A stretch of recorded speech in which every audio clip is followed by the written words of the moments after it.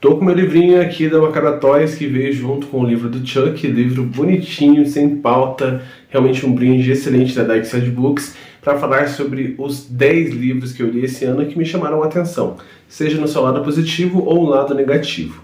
Eu não consegui achar, assim como nos filmes, 5 livros que me deixaram muito mal e transtornados. Eu consegui achar apenas um que eu não gostei. Então começo a lista com 9 livros que eu achei excelentes, e um livro que foi bem desapontante. Mas antes de começar essa lista, eu peço que você se inscreva nesse canal, curta esse vídeo e compartilhe com seus amigos, principalmente aquele amigo que gosta de um bom livro de terror.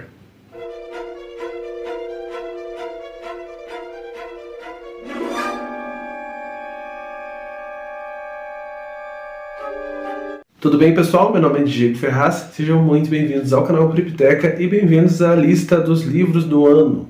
Vou dizer para vocês primeiro que foi muito difícil fazer essa lista, afinal eu li quase 40 livros.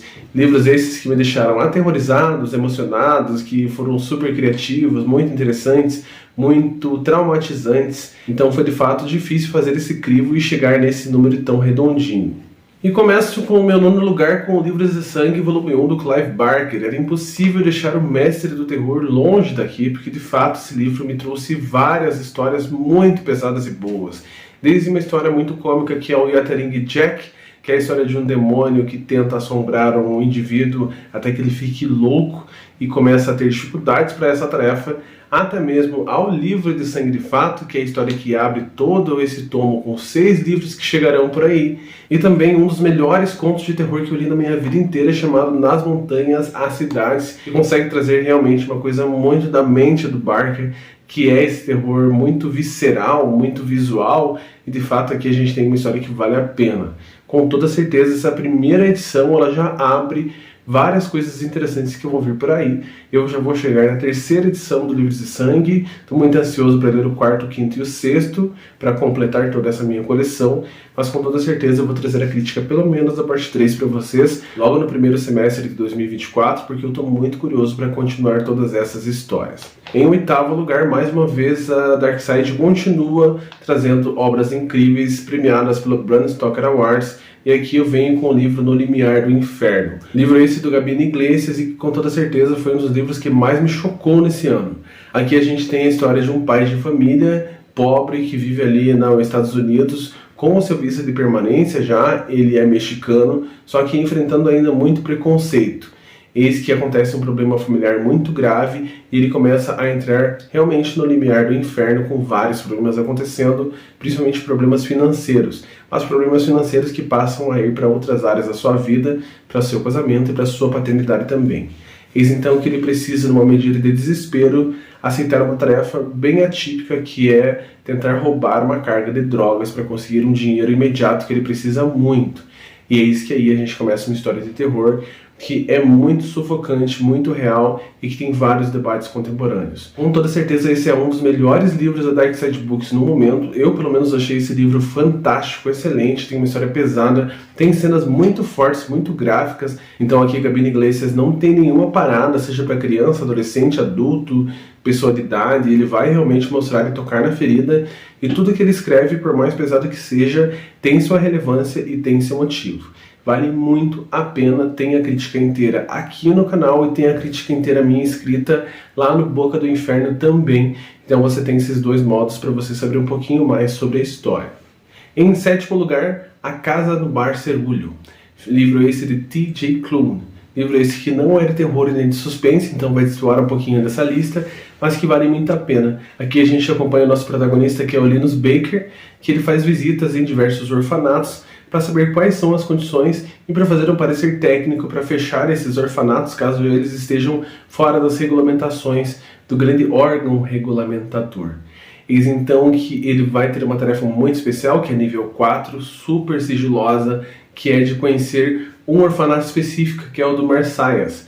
Orfanato esse que é cuidado pelo Sr. Parnassus e que cuida de algumas crianças muito atípicas e consideradas como perigosas. Contando que aqui o autor trabalha com a ideia de crianças muito especiais, literalmente. A gente tem um pequeno anticristo, uma grande bolha disforme, um canis-homem e diversos outros seres mitológicos, que a gente vai ter uma história muito bonitinha que fala sobre a amizade, sobre a passagem do tempo.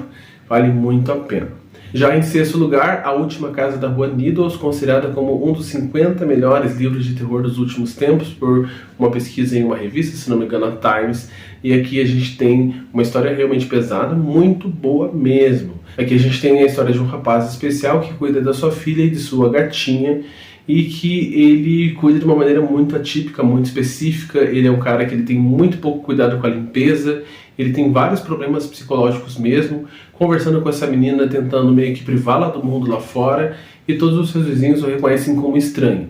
Eis que no passado sumiu uma criança na mesma idade de sua filha, e é aí que a gente tem o início da nossa história, com a irmã dessa criança desaparecida voltando agora para morar, sendo vizinha desse homem, para tentar descobrir quais são os segredos não só dele, mas de toda aquela vizinhança, tentando descobrir o que aconteceu com a sua irmã. É um livro que com toda certeza você não vai descobrir o final, porque ele é muito criativo e tem uma temática bem forte, bem presente. Um dos livros mais bem escritos que eu li esse ano, com toda certeza vale a pena demais. Já em quarto lugar, a gente tem o livro da Shari Lapena, Alguém que Você Conhece, uma história familiar parecida com Casos de Família. Aqui a gente tem uma grande vizinhança, que todos são muito simpáticos, todos são muito polidos, todos de classe média, só que todos eles guardam grandes segredos. Segredos esses que entram em ebulição com o assassinato misterioso de uma dessas vizinhas. Vizinha essa que há pouco tempo atrás estava alardeando para todas as pessoas que a sua casa havia sido invadida e haviam deixado um bilhete lá dentro.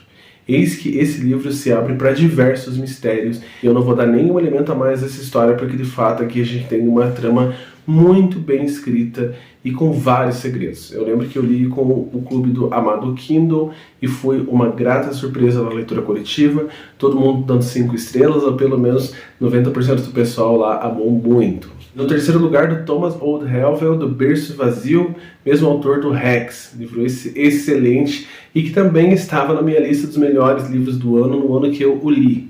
Mais uma vez o Thomas está aqui, porque de fato ele sabe escrever uma história de terror pesada e interessante, e criativa por sinal. Aqui a gente tem a história de uma mulher que passou por um trauma muito pesado recentemente. Ela foi vítima de um aborto espontâneo, e eis que ela tenta lidar com toda essa questão do luto com um passatempo muito atípico. Ela se considera como uma doutora de bonecas, e ela pega essas bonecas e troca olho, troca boca, muda coloração, troca roupinha, e ela considera como se ela estivesse refazendo essas bonecas que ela chama de filhas.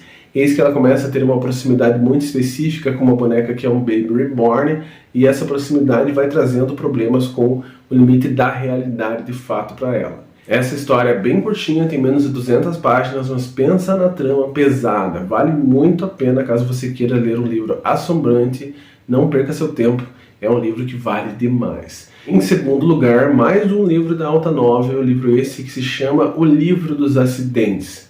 Que livro incrível! Aqui a gente tem uma história muito criativa. Eu adoro esses romances inventivos.